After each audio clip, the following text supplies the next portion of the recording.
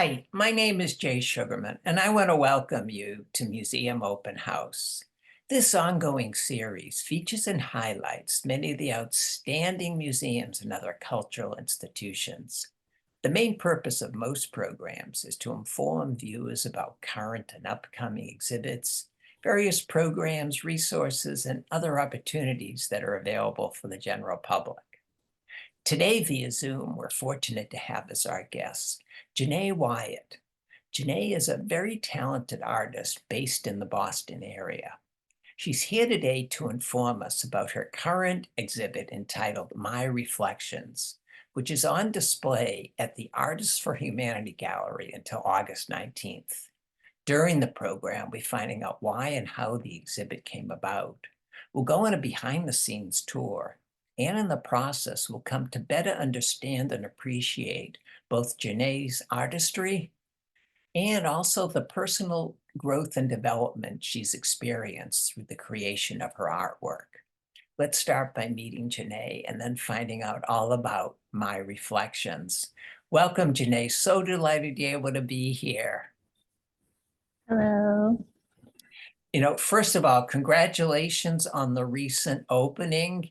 Eager to hear all about that and enjoy some of the artwork. But before we jump to that part of the program, I think it would be of interest if you'd please start by briefly sharing a little bit about your growth and development as an artist. So my growth and development as an artist started off as me, as a kid.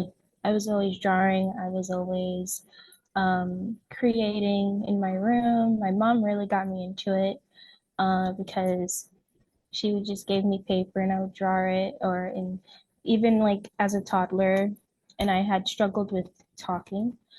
My mom gave me like materials to communicate through my art sometimes.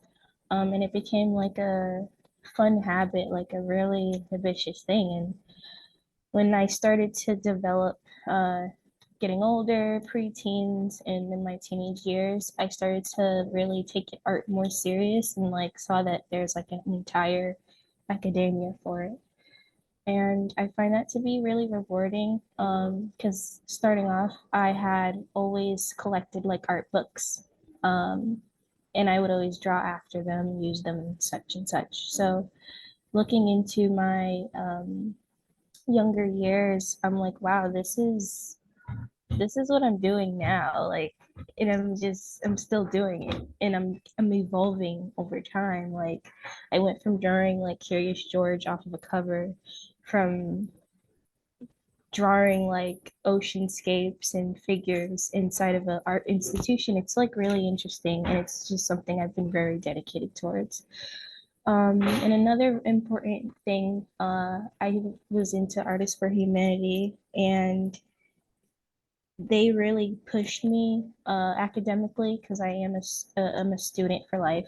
Knowledge is power for me. I love to learn, and I learned color theory. I was taking up classes at Mass Art through AFH. I was doing a lot, and I realized like this is what I am, and this is what I'm going to be doing. So, at first, painting was very complicated. I took acrylic painting in the studio, and it was hard at first. Had some very frustrating things about it, but I started to be like, wow, this isn't too bad. I started practicing every day. I was looking at art books all the time, and I just really just kept going. It's just determination for me. And I was still drawing. I went from drawing to painting, so that was a hard transition. And I realized that over the years, like I went from symbolism to uh, more conceptual, more internal. So I went from like, this represents this color, this represents this, to something completely different now. I'm kind of embodying my experiences more. And as a teenager, I was very shy, so I just kind of kept to myself a lot. And everyone's like, "What's wrong?" And I'm like, "I'm fine." And I'll draw something so like depressing or paint something depressing, But yeah, and then I got accepted into college, and I got accepted to a few schools. One of them was Boston University. One of them was Leslie, Mhm. and I chose Leslie. And I then the pandemic kind of happened midst of my journey as an artist, and I was doing lots of shifting and changing around that time.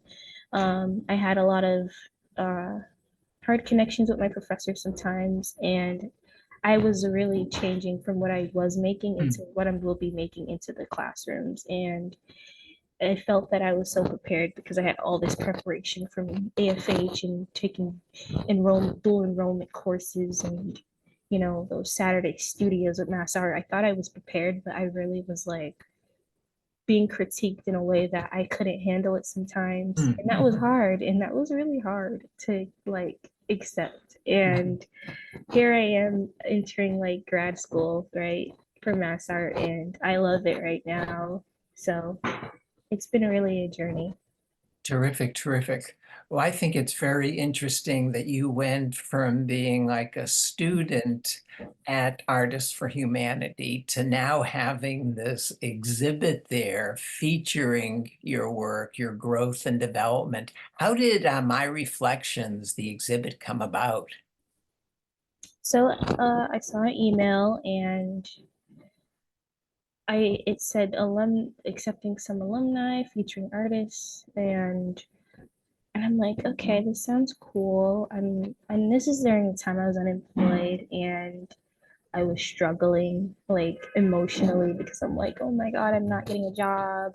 Because after I graduated with my bachelor's, I was like, what am I going to be doing now? You know, I was just so frustrated, and I had to deal with quite a few rejections from my job interviews, but this was the only thing that kept me going, right? Art was like my only hope, um, and my experiences embodying my art as well. So my selling point was like, this is what's been happening, and this is my body of work of my experiences and and I signed up, and they were like, you know what, you're part of it now, and I was like so happy. That's great. That's great. Can you share a little bit about what you hope viewers and others can appreciate your work? I hope that like people can relate to it. And I hope that someone out there can be like, this happened to me too, or something similar, because a lot of my work was about my gradual, like, from focusing on external to internal and having to have patience and stillness. And I hope someone just anybody of any creator background can relate to my work, because it's very especially for women, I want to say, because hypothyroidism is just so common amongst women. Mm. So I find that to be the center point in this section of my work, but it's not the only thing that makes someone fatigued and sleeping in a bed and feeling out of Mhm. body experience. What was the inspiration, motivation for this stunning piece? So during my illness, recovering point, I was like, I'm one, I was just always sleep. Like when I'm sleeping, I think I'm like in the sky and dark. I always thought of that when I was little. Like I was always like, I'm sleeping in the clouds, it's dark, you see the stars. But I was also going through like when something is being told to you and it's the truth and it changes your perspective, that's what it was. And Mm. that literally changed everything.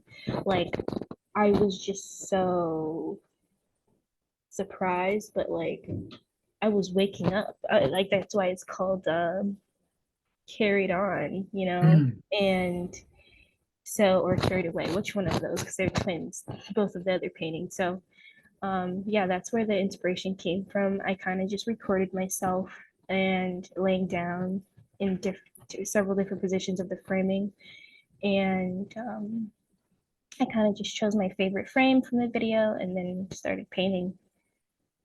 Oh, that's very interesting to hear because that was my next question. Your approach to from beginning to end. So you had this image, and then do you start sketching or do you go straight to painting? I start off with a thumbnail, so it's like this small, and I just draw out the shape of the canvas, obviously, and then um, I get started with the drawing first and underpainting on the canvas, and then start piling on colors over time. Put little light wash, and then once I start feeling satisfied with the anatomy and like how it properly should look, and also referencing the framing of the image I have and myself, I kind of start going into town with all the colors and values. And some parts of this piece is also like imaginary. Like I did not have a blanket on me, but I had like purple sweatpants, so I kind of turned it into a blanket. And also my arm is going off of the grid of the bed and the photo, so I kind of just try to make it a little sneaky by like saying, okay, let's put a blanket over this. Like, I'm waking up, whatever, and I think the sky, it's just more like also imaginary because Hmm. aforementioned about the representation of the sky. Yeah, yeah, no, the colors, everything just looks very engaging, and seeing you in deep thought and reflection gets back to your initial explanation of your whole approach and inspiration to this type of piece. Really fabulous. Um, Somewhat related, could you speak about what we're seeing here? Yeah, so this is more related to just figuring things out. Um, because you're laying down and you're not really like you're not being productive, but you're thinking. So I'm kind of more so just in a phase of just rest and turmoil, but all of that is just in the sky, and I'm just trying to like I'm more of in like a trance like state of just turned off, but there's a lot going on up here. Even though my body's like super just in a relaxing mode. And, this was like a really tough time as well. Like, because as I was painting it, I was kind of like getting better, taking my medicine every morning. That was a new thing, like taking a pill every day of your life. It's like Mm, I have to rely on something in order to be alive. That was just a really hard mm, thing to swallow. And especially since all the information I have gathered from this, like no one in my family, both parents was like, I don't know where this came from. mm, Relative that has something similar that I have, but it's completely opposite. And she's basically partially related to me to my aunt. So it was kind of just weird. And I was only in my 20s, like I was like 22, 23. And I was like, I after researching, if it was more common amongst older generations, or like I want to say women that are older, why did I mm. have this happen to me? Um, so after doing research and people my age that have the same condition as I do, they were also distressed, and um, just the more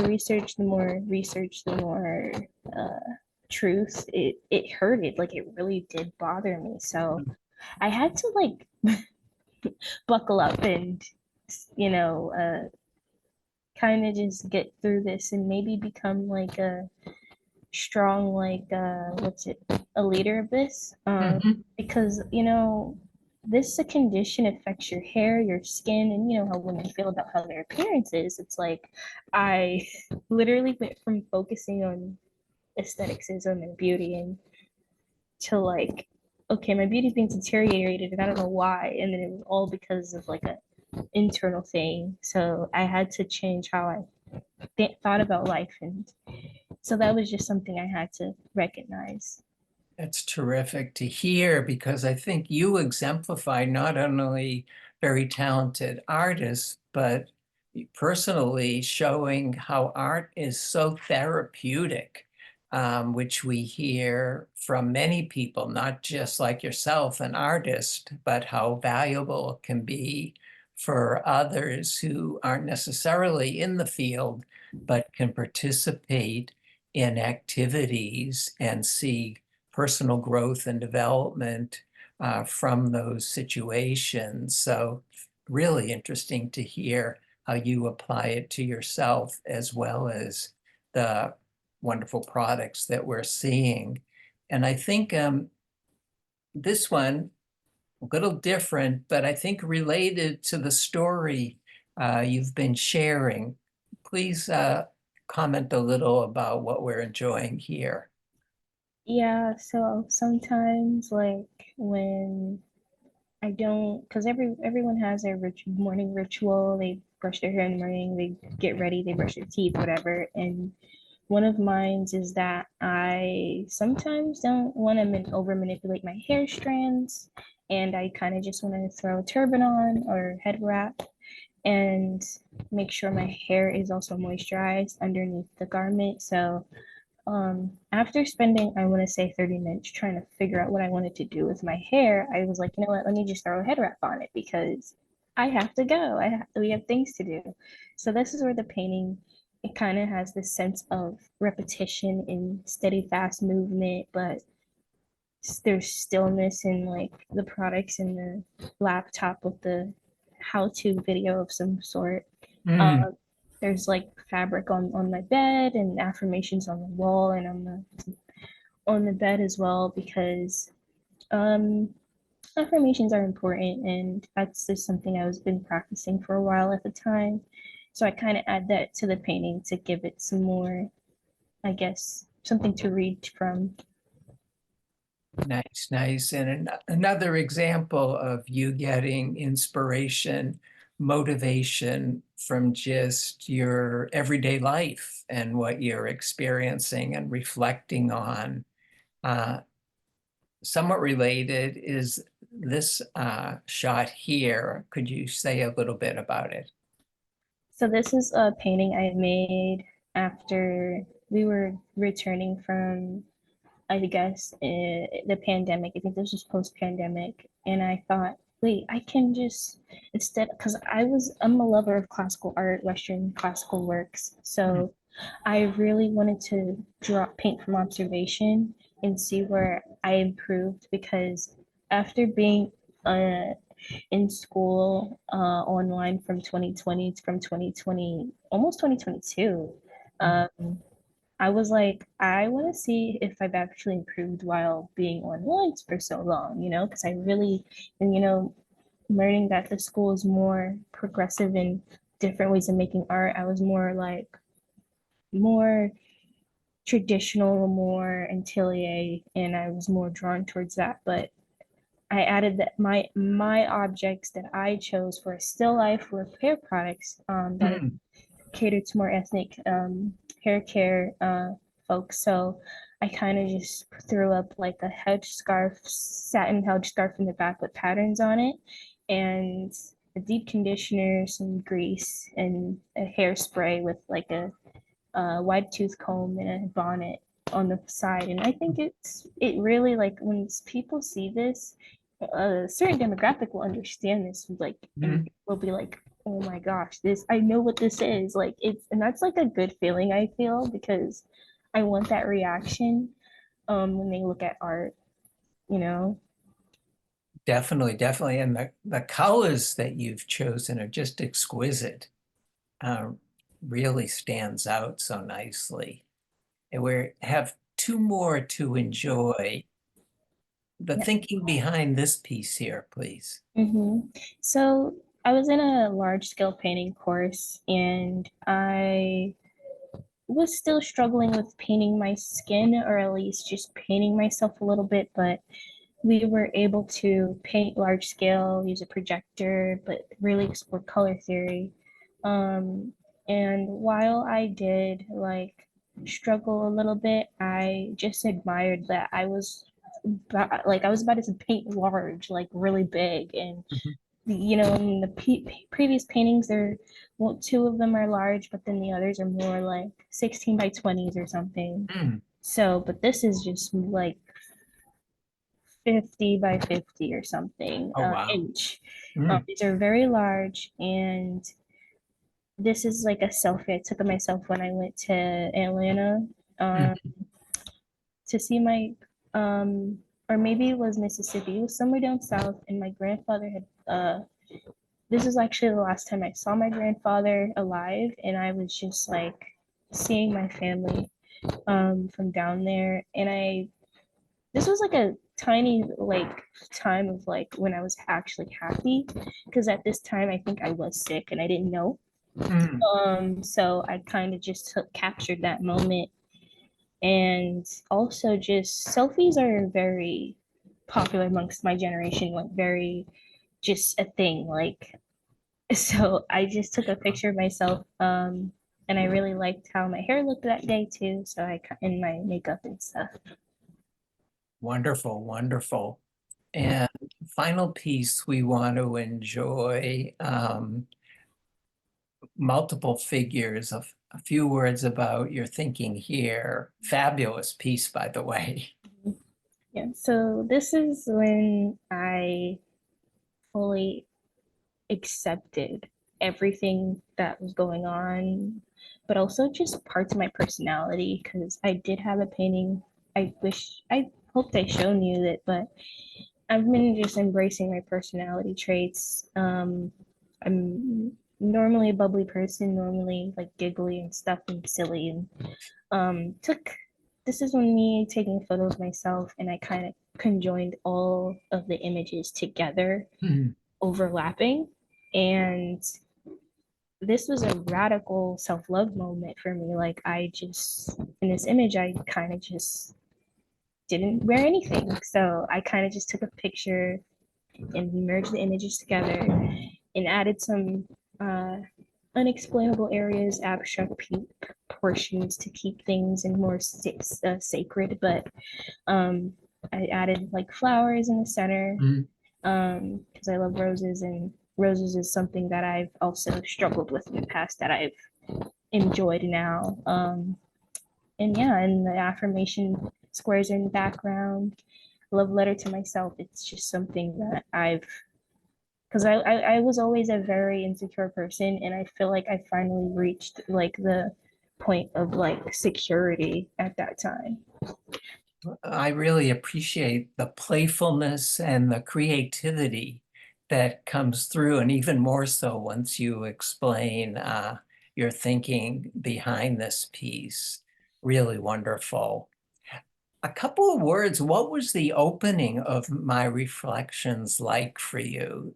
The reception, it was so amazing. Like I was just like elated, and I didn't actually eat the whole day because I was so excited, and it was hot. It was very hot. It was that day where like the 911 shut down for like the day. Oh, yeah. And it was a little bit nerve-wracking because I'm like, this is a public space. Like, what's gonna happen? But everything was fine. And my parents came, my coworkers came to visit because I work part-time, and they were like, they gave me flowers. Like, I got so many flowers. I got flowers from Arizona too. Like, Wow. someone that knows me from Arizona gave me flowers, and I was like, this is amazing. Like, this is so cool. That's fabulous. That's Yeah. fabulous. And I know viewers and others can enjoy it for still quite a while, not until up until August 19th. So plenty of time to make the way to Artists for Humanity for sure, and to take advantage of your work and so many other just fabulous things that are available through that organization. Um, very briefly, what's some of your current and upcoming work? Well, since I'm in grad school and I'm chugging through that process, I've been trying to really enforce my personality in my work and my positive traits, my maybe some can sometimes my experiences I'm trying to be like less vulnerable but be vulnerable at the same time, so I'm trying to work that out so I won't let it like, and not everyone needs to know everything, so I kind of want to just sort of like somehow include my experiences in my paintings without being like, yeah, this happened to me. Like Mm, it mhm. can be an umbrella of like situations. So right now I'm actually working on like back when I was in like first grade, and I'm incorporating like like that playfulness and childlike animal loving personhood, and then obviously like people can look up their personal symbolism into it with Mm. baby chicks, because I'm gonna have baby chicks everywhere and animals and stuff. Yeah. Fun, fun, fun. How can viewers and others stay informed about your work, possibly get in touch? Definitely like look onto my Instagram. It's very like Janae's artistry, um, Janae period artistry. And I also have business cards, so if you meet me in person, I will give you one. There should be some at Artists for Humanity as well, Mm. to get one. And yeah, that's the only way. There's also my business card does have an email of inquiries, so that's also accessible as well. Terrific, terrific. Well, Janae, unfortunately, we've come to the end of the program. Want to thank you again for taking the time to be here, for sharing your exquisite work that's on display at Artists for Humanity, the My Reflections exhibit, and wish you continued success with all your future endeavors. Mhm. Thank you. Also want to thank those of you watching for joining us and hope you'll be able to tune in next time.